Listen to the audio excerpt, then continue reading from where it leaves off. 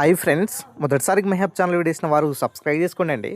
శాంతికుమారి కమిటీలో ఎన్ని ఖాళీలు ఉండే అవకాశం ఉంటుంది, అదేవిధంగా వివిధ గ్రూప్స్ సంబంధించినటువంటి పోస్టులు, అదేవిధంగా పోలీస్ అండ్ డిఎస్సి సంబంధించినటువంటి ఉద్యోగాలతో పాటు వివిధ సంబంధించినటువంటి మరి డీటెయిల్స్ ఏముంటాయి అనేది తెలుసుకునే ముందు ఒక చిన్న అనౌన్స్మెంట్ అనమాట. ఫ్రీ మెంటర్షిప్ ప్రోగ్రాంలో భాగంగా ఏపీపీఎస్సీ అండ్ టీజీపీఎస్సీ అభ్యర్థులకు group 1, group 2, group 3 and SIPC and DSC సంబంధించినటువంటి ఉద్యోగులు ప్రిపేర్ అయ్యేటటువంటి అభ్యర్థులకు 2026 నూతన సంవత్సరం నుంచి ఫ్రీ మెంటర్షిప్ ప్రోగ్రామ్ ఇస్తున్నాము. సో దీంట్లో రీజనింగ్, అర్థమెటిక్ ఉంటుంది.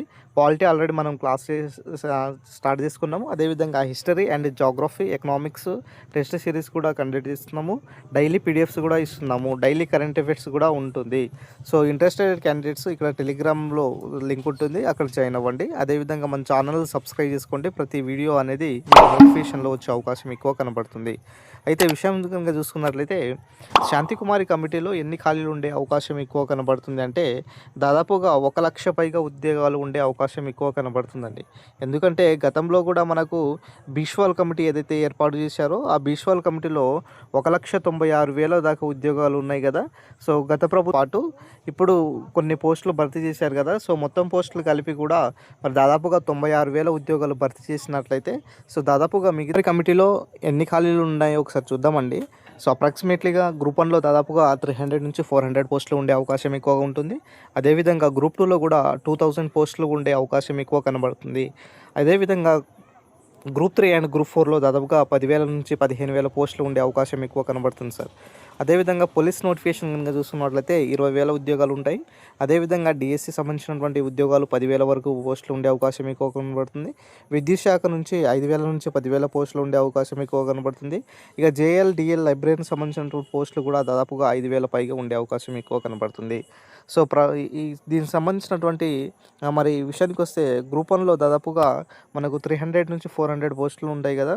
సో అప్రాక్సిమేట్లీగా ప్రభుత్వం ఇన్ కేస్ ఆఫ్ 2 జాబ్ క్యాలెండర్ను ప్రొవైడ్ చేసుకున్నట్లయితే ఫస్ట్ జాబ్ క్యాలెండర్లో 150 నుంచి 200 పోస్టులు వచ్చే అవకాశం ఎక్కువ కనబడుతుంది. సెకండ్ జాబ్ క్యాలెండర్లో మరో 150 నుంచి 200 పోస్టులు ఇచ్చే అవకాశం ఎక్కువ కనబడుతుంది అనమాట. సో ఏదైనా సరే మరి ఇన్ కేస్ ఆఫ్ నోటిఫికేషన్ రూపంలో ఇచ్చినా కూడా దాదాపుగా 250+ నోటిఫికేషన్తో పోస్టులతో వచ్చే అవకాశం ఎక్కువ కనబడుతుంది. ఇక గ్రూప్ 2, గ్రూప్ 3 విషయానికి వస్తే గ్రూప్ 2లో దాదాపుగా 2,000 పోస్టుల దాకా ఉన్నాయి.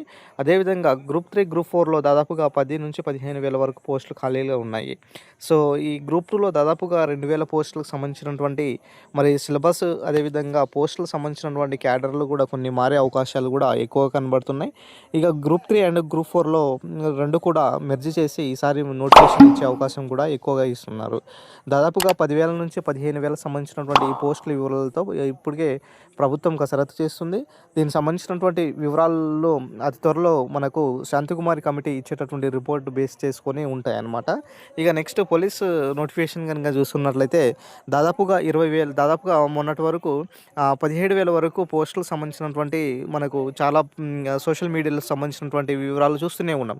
సో తాజాగా ఇన్ఫర్మేషన్ ప్రకారం కనుక చూసుకున్నట్లయితే 17 నుంచి 20,000 ఉద్యోగాలు కూడా ఉండే అవకాశం ఎక్కువగా కనిపిస్తుంది. డిఎస్సి సంబంధించినటువంటి ఉద్యోగాలు కూడా మరి 5 నుంచి 10,000 వరకు నోటిఫికేషన్ ఉండే అవకాశం ఎక్కువ కనబడుతుంది. సో ఏదైనా సరే అటు ఏపీపీఎస్సీ అండ్ టీజీపీఎస్సీ సార్ 2 నోటిఫికేషన్స్లు కూడా వచ్చే అవకాశం ఎక్కువ కనబడుతుంది సార్. సో ఏపీపీఎస్సీలో మనకు వచ్చేసి 99,000 పైగా ఈ యొక్క నోటిఫికేషన్స్ వచ్చే అవకాశం ఎక్కువ కనబడుతుంది. ఇక తెలంగాణ పబ్లిక్ సర్వీస్ కమిషన్ వచ్చేసి దాదాపు కూడా ఇక్కడ 40,000 పైగా నోటిఫికేషన్ ఇచ్చే అవకాశం ఎక్కువ కనబడుతుంది. సో ఏదైనా సరే ఈ ప్రభుత్వం 2 ఇయర్స్ తర్వాత కూడా మనకు ఈ నోటిఫికేషన్స్లో 2 రాష్ట్రాలు కూడా, తెలుగు రాష్ట్రాలు కూడా ఇచ్చే అవకాశం ఎక్కువగా కనబడేటువంటి సిచ్యువేషన్స్ అయితే ఇప్పుడు ఇక్కడ కనబడుతున్నాయి అన్నమాట.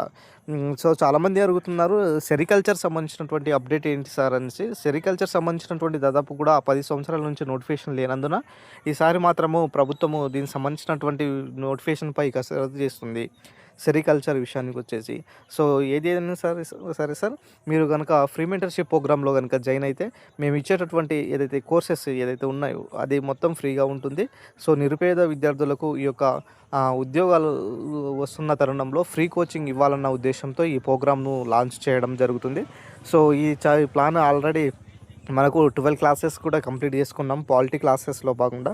సో మిగతా క్లాసెస్ కూడా యాజ్ ఇట్ ఈస్గా రన్ అయ్యే అవకాశం ఎక్కువగా కనబడుతుందన్నమాట.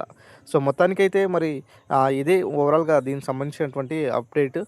మరి నెక్స్ట్ మనకు ఈ ప్రభుత్వం దీనికి సంబంధించినటువంటి అఫీషియల్గా విడుదల చేసినప్పుడు నోటిఫికేషన్ రూపంలో నేను ఎక్స్ప్లెయిన్ చేసే ప్రయత్నం చేస్తానండి. సో వీడియో నచ్చిన లైక్ చేయండి, షేర్ చేయండి, సబ్స్క్రైబ్ చేసుకోండి సార్.